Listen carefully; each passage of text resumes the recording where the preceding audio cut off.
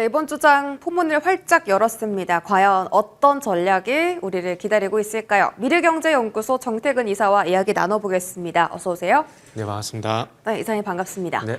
자, 일단 오늘 다행히 증시가 좀 반등을 해주고 있습니다. 과연 지금 다시 시장에 참여해도 될까요? 첫 번째 키워드부터 확인해 보시죠. 저희 첫 번째 키워드는 외국인 기관의 선택은 네카오 이렇게 잡아봤고요. 일단 오늘 외국인 기관 1, 2등, 순매수 1, 2등이 전부 다 네이버 그리고 카카오입니다.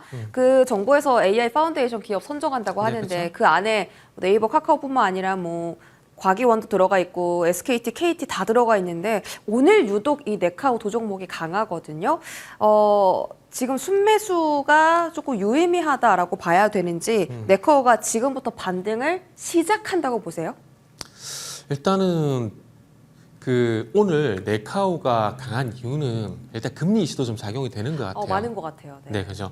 개인적으로 뭐 오후 방송이나 이제 12시 방송 보신 분들은 아시겠지만 하반기 같은 경우 제가 금리를 계속해서 강조를 했었거든요.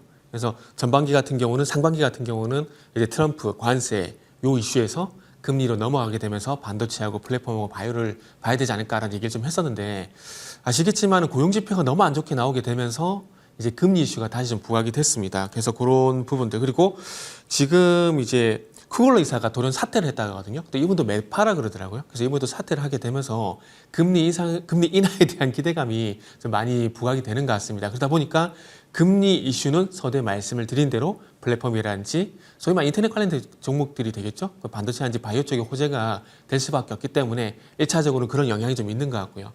그리고 두 번째는 이제 앵커님께서 질문하신 이제 소버린에 관련돼 가지고 국가대표 5개 회사 그리고 앞으로 2개 회사로 압축이 된다 그러더라고요. 이렇게 될 건데 제가 봤을 때는 네카오가 그러니까 네이버는 일단 될 가능성이 상당히 높다라고 개인적으로 좀 생각을 하고 있습니다. 일단 정부 요직에 네이버 출신의 장관이 임명이 됐다라는 점 그게 저는 개인적으로 작용이 될 거라고 좀 보고 있거든요. 그래서 그런 관점에서 보게 된다라면 네이버는 그런 맥락에서 일단은 이 두 회사, 그러니까 소버린 AI, 한국형 LLM을 개발하는 이 2개 회사를 2027년도에 이제 확정이 지을 건데 거기에 들어갈 가능성이 상당히 높다고 봐집니다. 그리고 특히나 네이버 같은 경우는 최근에 가격적으로 봤을 때 충분히 이제 관심을 좀 가져볼 만한 자리라고 좀 생각을 하고 있어요. 무슨 얘기냐면은 네이버 같은 경우 최근에 차트를 좀 보시면 아시겠지만 자, 네이버가 23만 원까지 이제 주가가 내려온 상황이거든요. 내려왔는데 요 가격대가 어떤 의미가 있는 가격대냐면은 요 가격대가 이제 차트를 좀 보게 된다라면 2023년도 이후부터 저항으로 좀 작용이 됐던 가격이거든요. 23만 원이 2023년 이후부터 보게 되면. 그런데 최근에 와서 그 가격대를 돌파를 하고 난 이후에 그 부분까지 조정이 나왔습니다. 그러면은 이전의 저항은 돌파가 되게 되면 뭐가 되죠? 지지가 되잖아요. 네. 그렇기 때문에 지금 어찌 보면은 관심을 기술적으로 가져볼 만한 자리라고 생각을 좀 하고 있고 네. 지난주 금요일날 예상치 못한 시장 약세가 있다 보니까 좀 흔들리긴 했지만 지금 구간에서 네이버 같은 경우는 관심을 가져도 된다라고 생각을 하고 있고 카카오 같은 경우도 마찬가지로 그렇게 좀 생각을 하고 있습니다. 그 이사님 답변에 따르면요. 네네. 지금 네카오한테 가장 중요한 포인트는 정책 모멘텀도 아니고 수급도 아니고 금리 인하라는 말씀이세요? 일단 가장 그게 최우선순위 있는 거죠. 그러니까 종목에 이전에도 제가 방송 때 한 번씩 말씀했던 부분들인데 종목에 영향을 주는 이슈는 가장 하단의 종목 이슈, 업종 이슈, 시장 이슈라고 생각을 하고 있거든요. 근데 네카오를 바라보게 되면은 물론 정책 기대감이 크게 작용될 수도 있죠. 그러나 거시적으로 봤을 때 금리 이슈가 조금 더 크다라고 생각을 하고 있습니다. 그러다 보니까 이 금리 이슈, 이거는 금리 이슈를 해가지고 네카오 좀 플랫폼이 강세를 보이는 부분도 있고 거기다 플러스 해가지고 아시겠지만은 최근에 소버린 AI 관련돼가지고 10개 회사가 선정이 됐잖아요. 그리고 또 5개 팀으로 압축을 하고요. 그래서 그런 점을 감안해 봤을 때 이 두 가지의 우선순위를 봤을 때 금리가 조금 더 크게 작용된다 생각하는 네, 거죠. 알겠습니다. 금리 너무 중요하고 세 차례 인하면 정말 대박인데 그렇게 될까요? 카카오 목표 주가 골드만삭스가 상향을 했었잖아요. 근데 그 기저에는 실적에 대한 이야기가 있었어요. 사실 우리가 네카오나 스테이블 코인 같은 관련주 접근할 때 가장 우려되는 쪽이 숫자가 안 찍히는데 인데 그 카카오 AI 에이전트가 앞으로 2030년까지 그러니까 앞으로 5년 정도까지 매출 1조 원 정도 낼 네네. 거다. 이런 내용이 있었거든요. 목표 네. 주가를 골드만이 상향하면서. 그럼 카카오가 실적 모멘텀도 가져가는 거 아닌가요? 사실 그건 앞으로에 대한 기대감들이고 지금은 사실 그렇게 실적에 대해서 긍정적인 평가는 나오지는 않고 있습니다. 그리고 또 하나 말씀드리고 싶은 부분이 요거부터 그냥 실적부터 좀 말씀드릴게요. 네카오의 실적을 보게 되면은 네이버 같은 경우는 분기 기준으로 최대 실적이 계속해서 진행되는 상황이거든요. 뭐 이번 2분기 때 매출 같은 게 2조 9천억 정도 얘기가 나오고 있는 상황인데 그래봐야 이게 정말 어닝 서프라이즈 정도의 어떤 그런 놀라운 실적은 아니라고 저는 보고 있거든요. 그리고 카카오 같은 경우는 이제 1조 매출이 9천억인가요? 2천억인가 자꾸 헷갈리는데 아마 영업이익이 1조 2천억이고 매출이 1조 9천억일 겁니다. 요 정도 수준인데 이것도 전년 대비해서 또 감사한 수치거든요. 그래서 그런 점을 감안해 보게 되면은 네카오를 바라볼 때 소위 말하는 외국인 투자가 됐던 기관 투자가 됐던 실적에 그렇게 큰 관심을 물론 실적이 중요하죠. 하지만 제가 조금 전에 말씀드렸듯이 이슈의 우선순위 측면에서 봤을 때 실적보다는 이 금리에 대한 이슈 그리고 정책적인 기대감 이런 것들이 조금 더 크게 작용되는 게 네. 아닌가 봐집니다. 그리고 그런 정책 기대감으로 해서 서버린 AI 개발을 하고 난 이후에 이게 우리가 소위 알고 있는 오픈 AI의 챗GPT가 이렇게 사용이 되게 된다라면은 자동스럽게 실적이 반영이 될 거기 때문에 실적적인 측면은 추후에 다가올 보너스적인 맥락이라고 좀 말씀드리고 싶네요. 큰 줄기는 아니고 약간 부가적인 줄기인데 그게 당장에 적용되는 모멘텀은 아니다. 이렇게 정리를 해보고요. 마지막으로 스테이블 코인 관련주들 네네. 오늘 더즌 같은 종목들도 급등하는데 관련주들의 다시 조금 부활의 가능성이 있습니까? 그러니까 요거는 제가 한 번씩 어떻게 답변을 드리냐면은 안 한다가 아니잖아요. 하잖아요. 단지 스테이블 시간이 코인 문제고. 제도화를요? 네네. 그렇죠. 그러니까 법안 발의도 그렇고 여권도 그렇고 여당도 그렇고 야당도 그렇고 법안 발의를 현재 하고 있지 않습니까? 그리고 정책적으로도 공약에 나왔던 부분들이고 AI와 스테이블 코인은 같이 갈 수밖에 없다라는 것들이죠. 그렇게 관점에서 보게 되면 한다. 그러니까 AI와 스테이블 코인의 가장 큰 악재는 정부에서 안 한다 이게 가장 큰 악재거든요. 근데 어쨌든 한다라는 겁니다. 그리고 서두에 말씀드렸듯이 결국 시간이 문제라는 거죠. 그런 관점에서 보게 된다라면은 스테이블 코인 관련돼서도 계속 관심을 가져야 될 것 같아요. 근데 그 스테이블 코인 같은 경우도 결국에는 또 플랫폼 기업들이 수혜를 볼 거라고 봅니다. 그렇게 보다 보니까 당연히 이제 카카오라든지 그 네이버인지 네카오 얘기를 다시 또 드릴 수밖에 없는 부분들이고요. 지금 동반해서 더즌 같은 경우도 부각이 되고 있지만은 더즌은 사실 좀 그렇잖아요. 카카오가 지분을 가지고 있다는 이유 때문에 오르는 거지 않습니까? 그래서 그런 관점에서 보게 된다라면 추후에 스테이블코인이 정말 법안 발의가 되고 이게 활성화되게 된다라면은 정말 플랫폼 관련된 기업들 그리고 그와 연관된 증권주 이렇게 좀 연결시켜 볼 수 있을 것 같아요. 그러면 제가 정리를 해볼게요. 관심은 갔대 시기가 네네. 지금은 아니다. 이거 맞아요? 아니요, AI가 가게 되면 같이 갈 겁니다. 아, 그러니까 지금 이번 좀 이재명 정부 지켜보자. 들어오고 난 이후에 AI하고 스테이블코인이 주가 같이 움직이고 있거든요. 근데 오늘 아시다시피 AI 쪽에서 반응이 나오게 되면 스테이블코인도 같이 반응이 나오잖아요. 네. 그러니까 얘 둘이는 이제 같이 봐야 되는 거죠. 네. 죽지는 않은 테마다. 알겠습니다. 좀 다시 한번 반등하길 기대해보면서 다음 테마 넘어가시죠. 제약바이오입니다. 자, 금리 인하의 그 가능성의 여파가 지금 네카고뿐만이 아니라 제약바이오에까지 강하게 영향을 미치고 있거든요. 네네. 오늘 진짜 강하네요. 이게 유의미한 오늘의 수급과 반등인지 조금 더 지켜봐야 하는 단발성 수급인지 궁금합니다. 요것도 네카에서 말씀드린 것처럼 똑같이. 일단은 금리 얘기를 말씀을 드릴 수밖에 없을 것 같아요. 하반기에 들어와서 금리 얘기가 나왔을 때 바이오가 계속해서 반응이 좀 나왔었거든요. 그래서 그런 관점에서 보게 되면은 일단은 바이오가 좀 이제 반응이 나오는 것들도 금리 이슈가 개인적으로 좀 반영이 되고 있다라고 생각을 하고 있습니다. 그리고 이제 그러면 바이오를 봐야 되면 어디를 봐야 되느냐? 일단은 다시 알보리 팹을 봐야 되지 않을까라고 생각을 좀 하고 있습니다. 결국 신약 개발과 연결이 될 수밖에 없는데 지금 그 해외 쪽으로 봤을 때는 금리 이슈 그리고 국내 쪽으로 봤을 때는 그 이재명 대통령의 어떤 공약 내에서도 글로벌 바이오 5대 강국이 되는 이런 공약이 있거든요. 아직 이게 표면화되지 않아서 좀 묻혀있는 상황인데 여기 표면화가 되게 되면은 또 신약 개발이 될 거라고 생각이 드는데 왜 그렇게 말씀드리냐면은 그 안에 어떤 내용들이 있다면 신약 개발을 하게 되는 R&D 비용에 대해서 적극적인 지원을 하겠다는 얘기하고 있거든요. 그러니까 R&D를 적극적으로 지원한다는 건 결국 신약과 연결이 되는 거잖아요. 그럼 최근에 신약 관련돼서 성과가 나오고 있는 부분들이 잘 아시겠지만 여러분들이 좋아하시는 알테오젠, 리가켄 바이오 그리고 보로네 같은 아직 위치가 낮긴 하지만 그럼에도 불구하고 보로네도 마찬가지로 플랫폼을 가지고 있거든요. 좀만 천천히 말씀해 주시면 안 될까요? 예, 죄송합니다.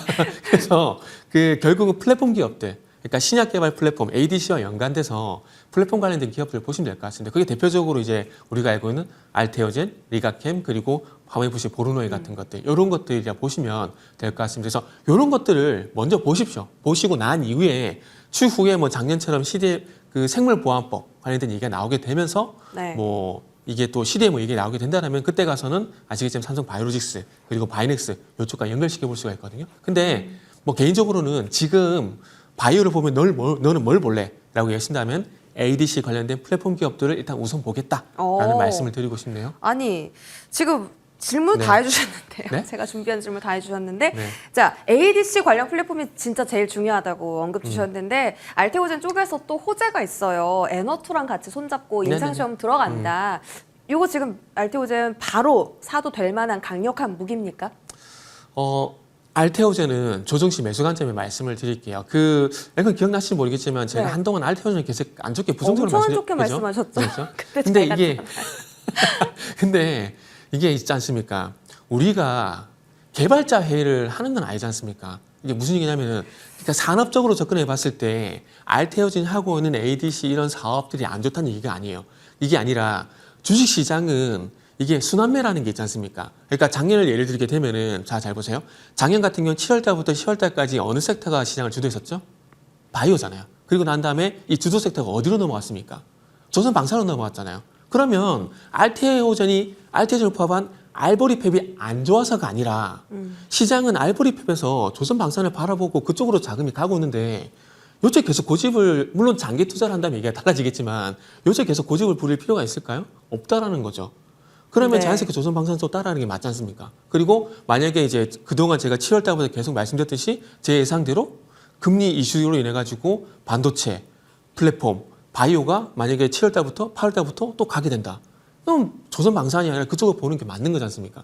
제가 말씀드린 건 그런 측면에서 말씀을 드리는 거죠. 네. 산업적인 부분들 같은 경우는 그 신한초의 업무 연구원이 저보다 더 잘 압니다. 근데 그분 대신에 제가 자신 있는 거는 시장 흐름을 읽는 건 자신 있다라는 거죠. 그래서 어쨌든 얘기가 좀 새버렸는데 지금 어쨌든 이 금리 이슈가 발생이 되게 되면서 그리고 세포 독성 항암제에서 이제는 ADC 쪽으로 넘어가는 상황들이기 때문에 그와 관련해서 보게 되면 알테오젠을 봐야 되는 거죠. 네. 그 펩트론의 시총 3인데요. 네. 지금 노보노디스크 실적 전망이 좋진 않은데 국내 비만 치료제는 되게 잘 주가가 버티고 있거든요. 네네, 그렇죠. 이거 어떤 의미일까요? 일단은 어찌 보면은 달리 보고 있다라는 거죠. 이게 참 앞에서 이제 해외 이슈를 보라고 말씀드렸다가 펩트론 말씀에서 다른 얘기 드리는 게 좀 어폐가 좀 있는데 네.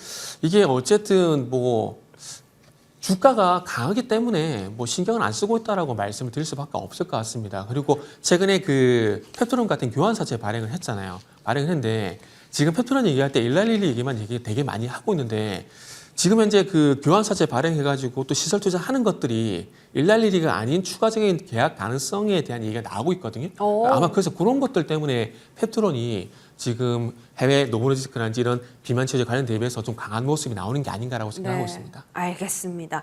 하긴 그 최근에 노보노디스크 실적 전망 떨어진 것 자체가 일라이릴리가 떠서 그런 거기 때문에 네네. 펩트론이 또 긍정적인 영향을 받는 것 같네요. 자, 저희 바이오 마무리하고 원전으로 넘어갈게요. 네네. 두산 에너빌리티 차트 보셨죠, 이사님? 그 전고점 터치하고 지금 횡보하잖아요. 네, 그렇죠. 사고 싶게 만들잖아요, 자꾸만. 근데 앞으로 네. 수주가 늘어나면 더 매력도가 높아진다라는데 네네. 얼마 전에 KB증권에서 수주 이제 시작이라고 또 그런 리포트를 냈거든요. 네네. 두산 에너빌리티 지금 혹시 접근 가능할까요? 두산 에너빌리티는 일단은 접근 가능한데 정보점 돌파할 때 그냥 따라가십시오. 따라가시고. 돌파 시에 따라가요? 네네. 왜냐하면은 뭐 미리 들어가서 기다리는 도 괜찮겠지만은 이게 사실 이게 기간 조정이 좀 길어지고 있지 않습니까? 네. 그렇기 때문에 뭐 내일 당장 나올지 아니면은 뭐 일주일 뒤에 나올지 한 달 뒤에 나올지 모르겠지만 그 시간 비용이 좀 아깝다는 생각이 들어서 상승 나올 때 우리는 패스트 팔로우 관점에서 빨리 따라잡는 것도 괜찮지 않을까라는 생각이 들어서 뭐 제 생각입니다. 생각이 들어서 뭐 반등이 나올 때 들어가서 되지 않을까 생각이 들고 그리고 이제 두산 에너빌리티하고 같이 강세를 보였던 건설사가 있죠. 현대건설. 두산 엘리베이터는 기간 조정을 거쳤지만은 현대건설 가격 조정을 좀 거치고 있거든요. 그래서 저는 개인적으로 현대건설이 충분히 가격 조정이 좀 나왔다라고 생각을 하고 있습니다. 그렇다면 두산 에너빌리티뿐만 아니라 현대건설도 좀 같이 관심을 가지면 좋지 않을까라는 생각을 좀 하고 있습니다. 아, 하긴 두산 에너빌리티 갈 때 현대건설도 네네. 되게 같이 잘 갔었는데 좀 같이 바라보자. 하지만 기다리기 지루하니 전고점 돌파할 때 타자. 네네. 그만큼 강력하다라고 좀 보시는 것 같네요.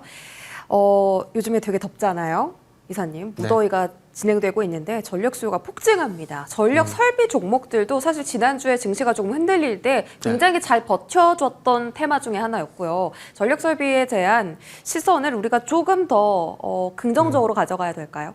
네, 가져가셔도 된다고 말씀드리고 싶습니다. 일단은 뭐 효수중공업 이런 것들 논의로 하고 지금 이제 말씀하신 거에 전력 이제 수요 얘기하게 되면 국내 쪽으로 일단은 좀 말씀드리고 싶은데 일단 어쨌든 전력 인프라 구축을 해 나간다라는 것은 부정할 수 없는 부분들이고 서해안 에너지 고속도로 관련돼 가지고 이제 그쪽에 아리백 산단 조성을 하게 된다라면은 전력 설비는 당연히 좀 수혜가 될 수밖에 없다는 말씀드릴 수 있을 것 같아요. 그리고 전력 수요에 대한 얘기는 아시겠지만 여름철도 나오고요. 겨울철에는 난방 수요, 그리고 여름철 같은 경우는 이제 에어컨 수요, 이렇게 냉방 수요 이런 얘기들이 계속 나오잖아요. 그러다 보니까 항상 약방의 감초처럼 나오거든요. 그래서 결국 이제 이 전력 수요에 대한 얘기를 보게 되면 꼭 나와야 될 이제 테마 섹터가 있는데 요게 조용합니다. 스마트 그리드.